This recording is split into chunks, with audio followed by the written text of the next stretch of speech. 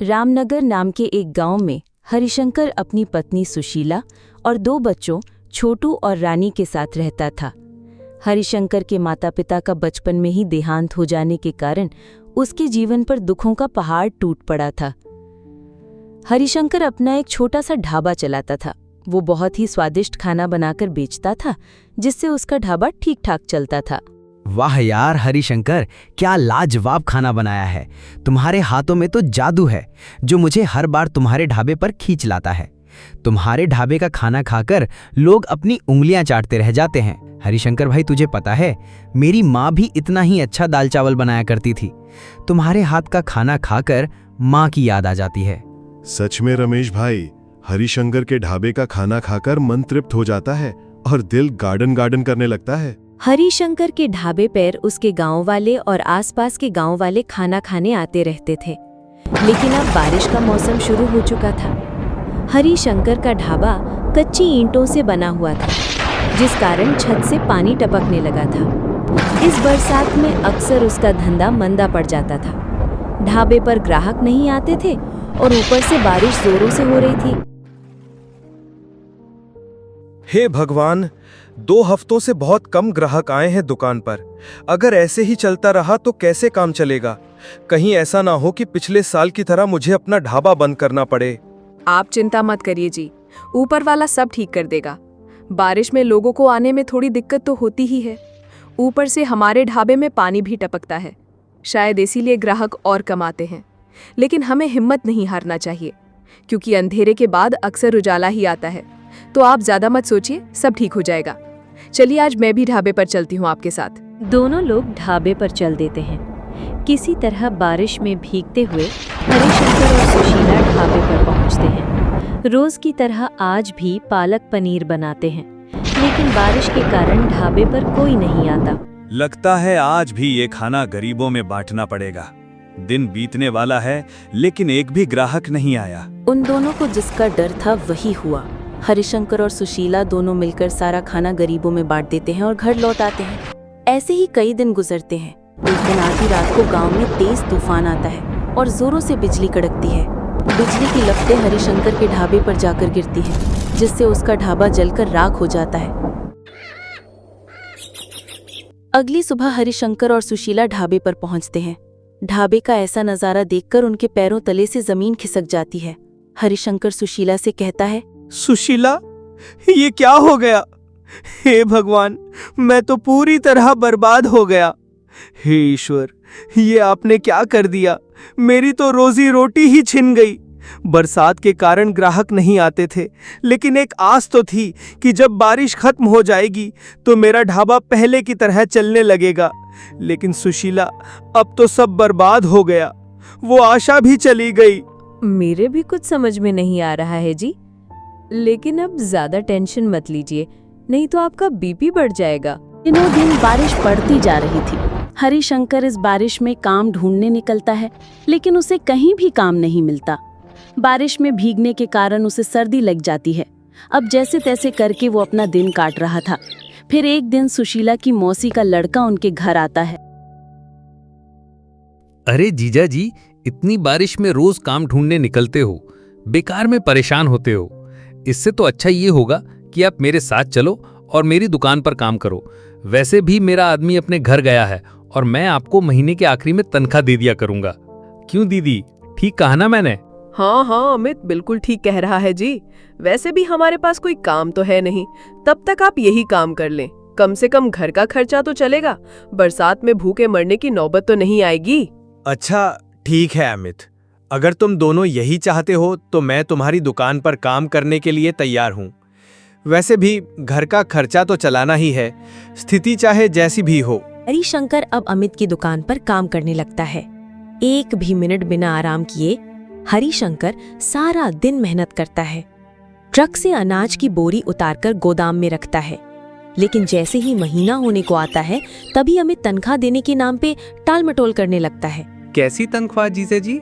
ये तुम कैसी बातें कर रहे हो अमित?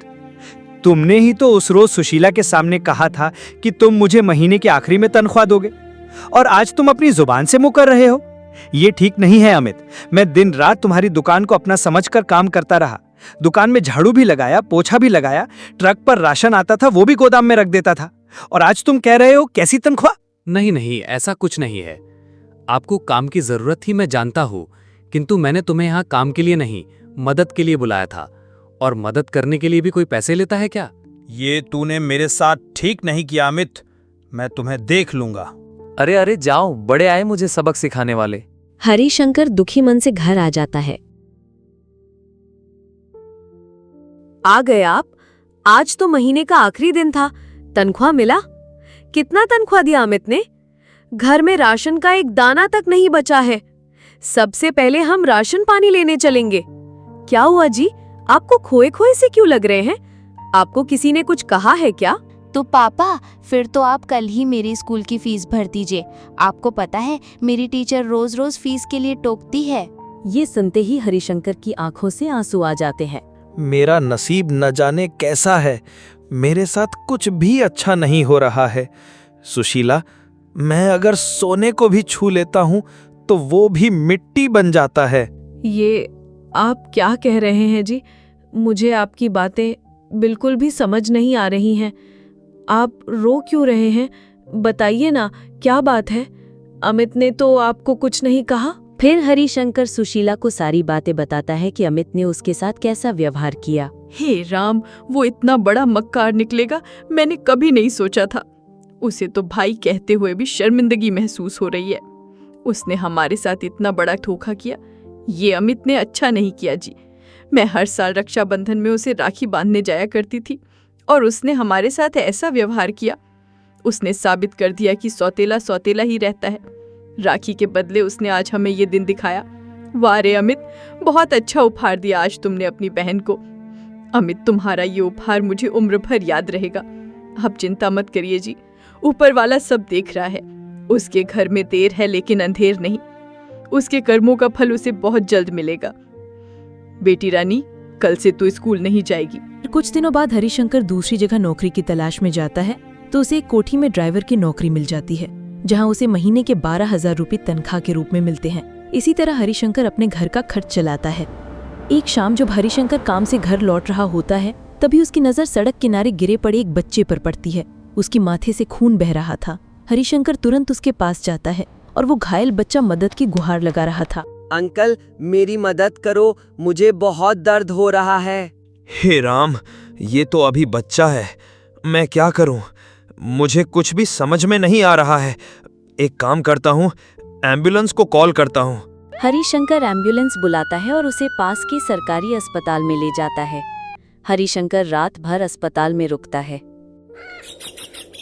अगली सुबह बच्चे को होश आता है। भाई साहब, अगर आप इस बच्चे को सही समय पर न लेकर आते तो शायद आज ये बच्चा हम सब के बीच में जिंदा न रहता।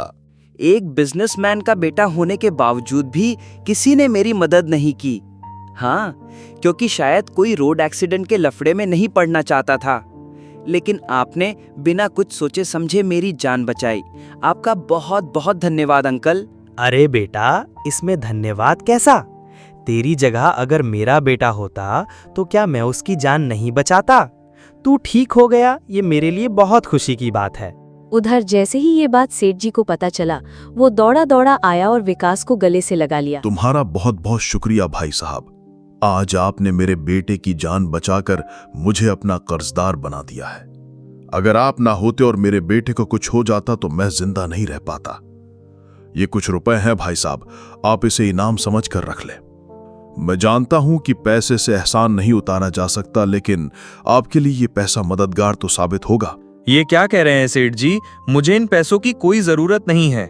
रख लो भाई साहब, तुमने मेरे जान से प्यारे बेटे को बचाया है, उसके आगे तो ये कुछ भी नहीं है। हरिशंकर बारिश में उस बैग को घर लेकर आता है। उसकी पत्नी पूछती है, ये आप बैग में क्या लेकर आए हैं जी? हरिशंकर सारी बात सुशीला को बताता है। दोनों मिलकर बैग खोलते हैं तो देखते हैं कि सारा बैग पैसों से भरा था। ये देखकर दोनों लोग बहुत खुश होते हैं। सुनिए जी, इन पैसों से तो हमारी गरीबी दूर हो सकती है। मैंने अपने जीवन में कभी इतने पैसे नहीं देखे।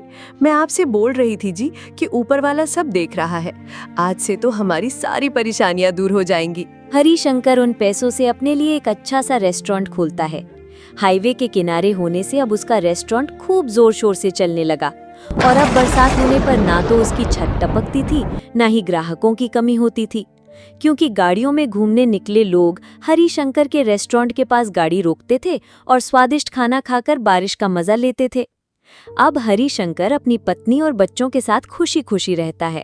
एक दिन अमित उसी हाईवे से जा रहा था। उसने वो रेस्टोरेंट देखा और मनी मन सोचने लगा, इस हाईवे पर तो पहले इतना अच्छा रेस्टोरेंट नहीं था, ये कब खुला? चलकर देखता हूँ कि इस रेस्टोरेंट का सामान कहाँ से आता है। मैं भी इस रेस्टोरेंट के मालिक को ऑफर दूंगा कि आप मेरी दुकान से सामान खरीदिए, बहुत सस्ता सामान रहता है मेरी दुकान पर। अगर ये सेठ मान जाएगा तो मेरी बिक्री और भी बढ़ जाएगी। बारिश के कारण वैसे भी मेरा धंधा ठप पड़ा हुआ है। अमित रेस्टोरेंट के अंदर जाता है तो हरिशंकर और सुशीला को देखकर आश्चर्यचकित हो जाता है। अरे जीजा जी, आप यहाँ पर क्या कर रहे हैं? और दीदी, आप भी यहीं पर हैं? कितने रुपए महीने का मिलता है आपको यहाँ पर? जीजा जी, उस दिन तो आप कह रहे थे कि मैं तुमको देख लूंगा। क्या हुआ, निकल गई सारी हेकड़ी आपकी? जाओ तुम इस रेस्टोरेंट के मालिक को बुला कर लेकर आओ, मुझे उनसे कुछ बात करनी है। अच्छा हुआ अमित जो तू मुझे मिल गया। मैं बहुत दिनों से तेरी तलाश में थी कि किसी न किसी दिन मौका मिले, और आज वो मौका मिल गया। तू चाहता है कि इस रेस्टोरेंट का सामान तेरी दुकान से आए, ये मैं हरगिज नहीं होने दूंगी। तूने हमारे साथ बहुत अन्याय किया है, उसकी सजा तो तुझे मिलेगी ही। अरे जाओ, आए बड़ी हेकड़ी निकालने वाले। मैं नौकरों से बात नहीं करता, जाओ मालिक को बुलाकर लेकर आओ। अमित इतना बोल ही रहा था कि तभी हरिशंकर के पास वेटर आता है और कहता है, मालिक, इस शहर के सबसे बड़े बिजनेसमैन सेठ रमेश चंद आपसे मिलना चाहते हैं। बोल रहे हैं बहुत जरूरी काम है।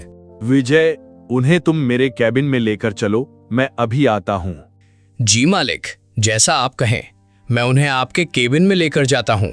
ये सब नजारा देखकर अमित घबरा जाता है और उसके माथे से पसीना टपकने लगता है। वो मन ही मन सोचने लगता है, हे ईश्वर, ये सब मैं क्या देख रहा हूँ? जीजाजी को सब मालिक क्यों बोल रहे हैं? कहीं मुझसे गलती तो नहीं हो गई? क्या सच में जीजाजी इस रेस्टोरेंट के मालिक हैं? लेकिन कुछ दिन पहले तो जीजाजी मेरे यहाँ नौकरी कर रहे थे, घर में खाने को नहीं था, और आज ये इतने बड़े रेस्टोरेंट के मालिक कैसे बन गए? अगर सच में ये इस रेस्टोरेंट के मालिक हैं तो मैं तो बर्बाद हो जाऊंगा, और अगर इन्होंने मेरी दुकान का सामान लेने से मना कर दिया तब मैं क्या करूंगा? हे भगवान, अब तुम ही बचाओ मुझे। जीजाजी, अब मुझसे बहुत बड़ी गलती हो गई है, मुझे आपके साथ ऐसा नहीं करना चाहिए था। मुझे माफ कर दीजिए जीजाजी। कृपया करके आप मेरी दुकान से सामान लीजिए, मैं आपको सस्ते दाम में सामान लूंगा। मैं जानता हूं कि मैंने बहुत बड़ा अपराध किया है, मुझे आपके साथ ऐसा बर्ताव नहीं करना चाहिए था, लेकिन मेरी मत मार गई थी। अपना छोटा भाई समझकर माफ कर दीजिए।